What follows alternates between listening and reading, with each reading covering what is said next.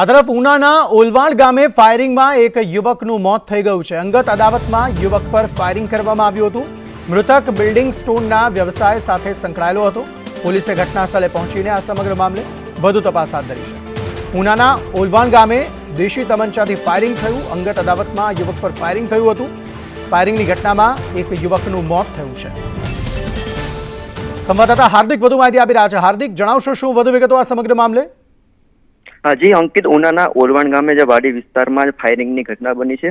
ખાસ કરીને building limestone સાથે ખાણ ચલાવતો હતો ભીમાકર્ષણ ગઢવી નામના યુવકે હત્યા કરી છે। ખાસ કરીને ભૂપત રાજસિંહ નામનો જે યુવક છે તેની હત્યા કરવામાં આવી છે ભીમાકર્ષણ ગઢવી દ્વારા, અને તેઓ બંને છે તે બિલ્ડિંગ લાઇમસ્ટોનના વ્યવસાય સાથે તેઓ સંકળાયેલા હતા। હાલ તો અત્યારે જિલ્લાનો પોલીસ કાફલો ડીવાયએસપી સહિતનો છે તે અત્યારે ઘટનાસ્થળે પહોંચ્યા છે, અને ખાસ કરીને મૃતકનો જે દેહ છે તેને ફોરેન્સિક પીએમ અર્થે જામનગર ખસેડવામાં આવ્યો છે। આભાર સમગ્ર માહિતી આપવા માટે।